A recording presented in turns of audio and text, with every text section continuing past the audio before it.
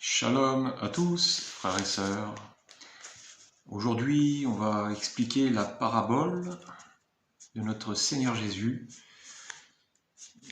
qui a dit à ses disciples l'histoire de l'entrée dans le royaume le jour des fiançailles pour le mariage avec les 10 vierges. D'accord? Donc il y en a 5 qui sont vierges, qui sont pures, qui sont saintes, et qui s'apprêtent à, justement, pour les noces, avec le grand roi. Il y en a 5 qui sont folles, appelées folles. On nous dit dans la Bible que le commencement de la sagesse, c'est la crainte de l'Éternel. Donc, un chrétien qui aime Dieu, qui est dans sa parole, il craint. Il va craindre de décevoir Dieu. Et comment décevoir Dieu? C'est en ne faisant pas sa volonté. Dieu est amour, mais Dieu est juste, Dieu est bon. Et Dieu fera entrer son Église, donc sa fiancée, elle sera sainte, avec une crainte sainte. Je ne parle pas de la peur, mais de craindre, d'avoir cette appréhension de ne pas faire les choses bien et de décevoir Dieu. Par exemple, se poser les bonnes questions. Est-ce que je suis dans la parole de Dieu? Est-ce que j'ai la charité? Est-ce que j'ai l'amour en moi? Est-ce que je fais du bien aux autres? Est-ce que je pardonne? Est-ce que je suis plein de compassion? Ou est-ce que j'ai un cœur dur? Est-ce que j'aime sortir? Est-ce que j'aime me droguer? Est-ce que j'aime boire? Est-ce que j'aime le monde? Est-ce que j'aime faire le mal? Posez-vous ces questions-là. Si quelqu'un a un bon cœur, disposé pour Dieu et disposé pour les autres, c'est quelqu'un qui spirituellement, il est dans la volonté de Dieu. Donc, je fais cette petite introduction avant de parler, d'écouter justement cette parabole sur les 10 jeunes vierges, les 10 jeunes filles, justement pour se préparer à sa venue qui est imminente. Et justement, voilà, faut pas avoir peur de ce moment-là, au contraire. Si vous avez l'amour en vous, si vous aimez Dieu, vraiment vous avez un amour qui est en vous, et c'est la foi. Vous allez me dire, c'est pas les œuvres qui comptent, c'est la foi. Le juste sera justifié justement par la foi, mais la foi sans les œuvres, donc les œuvres est morte. Les œuvres, c'est quoi justement? C'est les œuvres de la charité, de la compassion, du pardon, de pardonner, d'évangéliser, de tout ça. Donc ça, ce sont les œuvres des justes, d'accord, qui ont la lumière de l'Esprit Saint en eux. Et c'est à travers les obstacles de ce monde, les épreuves, justement, qu'on est éprouvé, et on peut parler de foi, justement, de foi et de continuer à marcher dans la lumière de Dieu, de faire sa volonté. Si dans les épreuves où il y en a qui abandonnent cette foi, c'est qu'ils ne craignent pas, justement, ils n'ont pas la crainte de Dieu. Vous voyez? Donc on va lire la parabole. Donc c'est l'évangile de Matthieu, chapitre 25. Alors le royaume des cieux ressemblera à 10 jeunes filles qui ont pris leur lampe pour aller à la rencontre du marié. D'accord? Donc le marié, c'est Jésus. D'accord? Les jeunes filles, on va dire, ce sont les chrétiens. C'est l'Église. D'accord? Alors 5 d'entre elles étaient folles. Vous voyez, celles-là, elles n'ont pas la crainte de Dieu. Et c'est des chrétiens pourtant. Et 5 étaient sages. Vous voyez, ceux-là ont la sagesse en eux. Parce qu'ils craignent les commandements de Dieu, ses prescriptions et sa volonté. Donc ces 5-là sont sages. Alors celles qui étaient folles ne prirent pas d'huile avec elles en emportant leur lampe. Vous voyez ? Tandis que les sages prirent avec leur lampe de l'huile dans des vases. Donc c'est tout ce que je viens d'expliquer avant. Vous voyez ? Si vous n'avez pas d'huile, votre lampe ne brille pas. Hein ? C'est exactement ça. Si quelqu'un n'a pas l'amour en lui, il ne fait rien pour le royaume de Dieu, sa lampe elle est éteinte. Donc vous voyez, comme le marié tardait, toutes s'assoupirent et s'endormirent. Voilà. Donc le temps, il est long. On a l'impression que il arrivera, c'est long, quoi. Il arrivera peut-être jamais. On se dit, oh là là, c'est long, tout ça. Et pourtant, Dieu a fixé un moment précis. Le Père, notre Père, a fixé un moment, une heure, un jour, que lui seul sait précisément. D'accord ?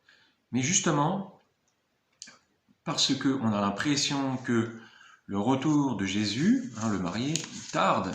Donc, il y a du relâchement et voilà, toutes s'assoupirent et s'endormirent. Au milieu de la nuit, on cria, voici le marié. Donc ça c'est l'enlèvement, voici le marié. Donc c'est la trompette qui sonne. Allez à sa rencontre. Alors toutes ces jeunes filles se réveillèrent et préparèrent leurs lampes. Les folles dirent aux sages, donnez-nous de votre huile, car nos lampes s'éteignent. Les sages répondirent, non, il n'y en aurait pas assez pour nous et pour vous. Allez plutôt chez ceux qui en vendent et achetez-en pour vous. Voilà, c'est très personnel, vos œuvres dans la foi, dans la lumière de Dieu, c'est quelque chose qui ne se donne pas. Donc là, les vierges sages disent aux folles, non, ce n'est pas possible. Alors, pendant qu'elles allaient en acheter, le marié arriva. Donc là, c'est l'enlèvement. Celles qui étaient prêtes entrèrent avec lui dans la salle des noces, et la porte fut fermée. Donc il y aura une ascension de l'église, des fiancés, des vierges sages, d'accord ? Un enlèvement, une ascension, un ravissement, d'accord ? Et la porte fut fermée. Donc ça sera quelque chose qui va arriver. Il y en a qui seront enlevés, et justement, plus tard, les autres jeunes filles, donc les vierges, les autres, vinrent et dirent, c'est les folles, Seigneur, Seigneur, ouvre-nous. Et la porte, elle est fermée déjà, c'est trop tard. Ils ont raté l'enlèvement. Mais il répondit, je vous le dis en vérité, je ne vous connais pas. Je ne vous connais pas. C'est-à-dire que c'est des chrétiens, ils parlent de Jésus, mais Dieu leur dit ouvertement, il les refuse. Il a dit, je ne vous connais pas. Et pourtant, c'est exactement ce que j'essaie de vous expliquer.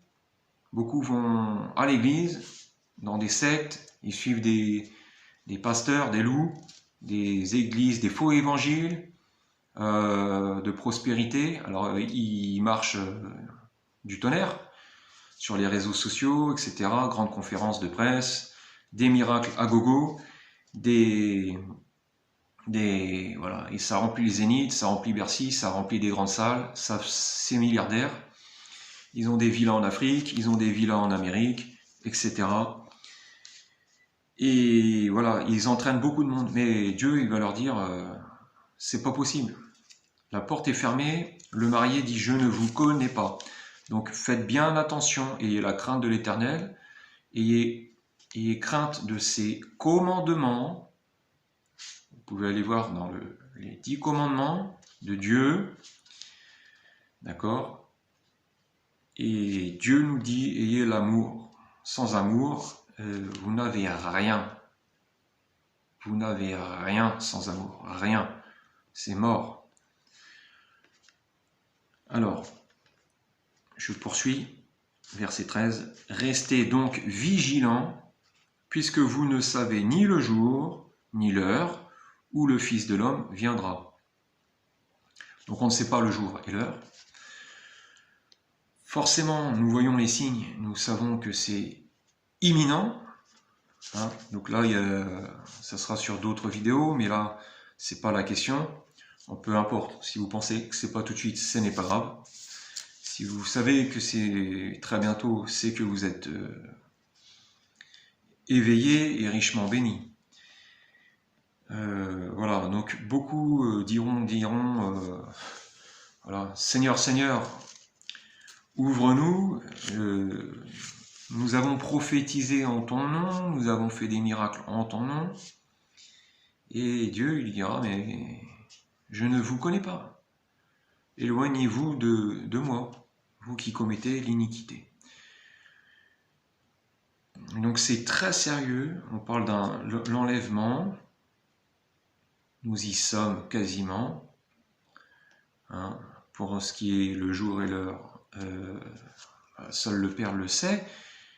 Mais préparons-nous, parce que ça va arriver très très vite. Ça va arriver très très vite. Hein, c'est bien dit, hein, comme le marié tardait tout s'assoupir et s'endormir. Ne vous endormissez pas. S'il vous plaît, ne vous endormez pas, pardon. Surtout pas. Je fais une petite faute de français, mais ça arrive. Ne vous endormez pas. Vraiment, spirituellement, gardez toujours l'amour. De toute façon,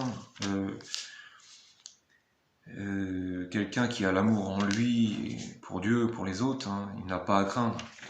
J'aimerais d'ailleurs faire un petit retour en arrière dans Matthieu chapitre 4, 5 d'ailleurs, je peux me tromper. Donc 5, pourquoi? Parce que c'est les béatitudes. Et justement, Jésus, il s'assit autour de ses disciples, hein, il était suivi par de grandes foules, et justement, on va aller au verset 3 directement, Matthieu 5, 3. Donc, heureux ceux qui connaissent leur pauvreté spirituelle, car le royaume des cieux leur appartient. Heureux ceux qui pleurent, car ils seront consolés. Heureux ceux qui sont doux, car ils hériteront la terre. Heureux ceux qui ont faim et soif de la justice, car ils seront rassasiés. Heureux ceux qui font preuve de bonté, car on aura de la bonté pour eux. Heureux ceux qui ont le cœur pur, car ils verront Dieu. Heureux ceux qui procurent la paix, car ils seront appelés fils de Dieu. Heureux ceux qui sont persécutés pour la justice, car le royaume des cieux leur appartient. Heureux serez-vous lorsqu'on vous insultera, qu'on vous persécutera, et qu'on dira faussement de vous toutes sortes de mal à cause de moi, dit Jésus. Réjouissez-vous et soyez dans l'allégresse, parce que votre récompense sera grande au ciel. En effet, c'est ainsi qu'on a persécuté les prophètes qui vous ont précédés.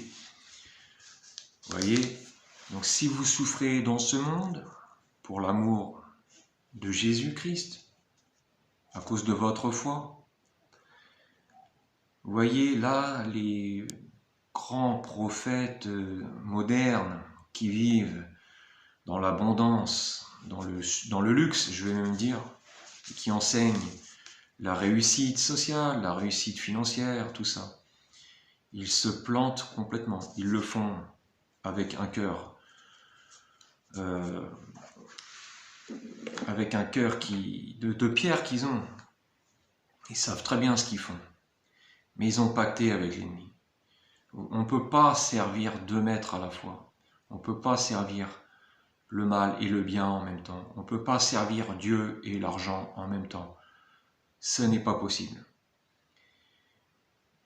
Voilà, frères et sœurs. Donc, soyez comme les vierges sages. Soyez comme les vierges sages qui attendent la venue du Sauveur, du Mashiach, pour l'enlèvement cette fois-ci, puisque notre Seigneur, Dieu le Fils, est mort à la croix en tant qu'agneau divin pour nous racheter de nos péchés. Il a racheté l'humanité. D'accord ? Gloire à Dieu. Alléluia.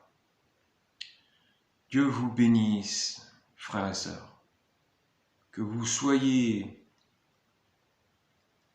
de toutes couleurs ou de toutes les nations sur cette terre, de toutes langues.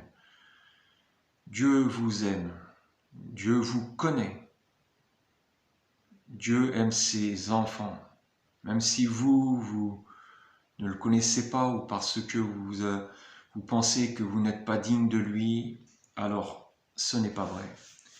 Dieu aime tous ses enfants. Venez à lui. Venez à Jésus-Christ. Venez à Jésus-Christ. Il attend que vous soyez ses brebis. Et l'Esprit Saint qu'il enverra sur vous, vous transformera. Il transformera votre cœur. Soyez baptisés et gardez sa parole dans votre cœur. Et ce qu'il a dit s'accomplira. Tout ce qui est dit dans la Bible se produira. Pas une seule lettre, pas un seul iota de ce qu'il a annoncé ne se fera pas. Tout s'accomplira. Tout ce qui est écrit, l'enlèvement, la grande tribulation. L'enfer existe, le ciel existe, et le ciel vous attend. Soyez bénis dans le nom de Jésus-Christ. Gloire à Dieu, 3 fois saint. Amen.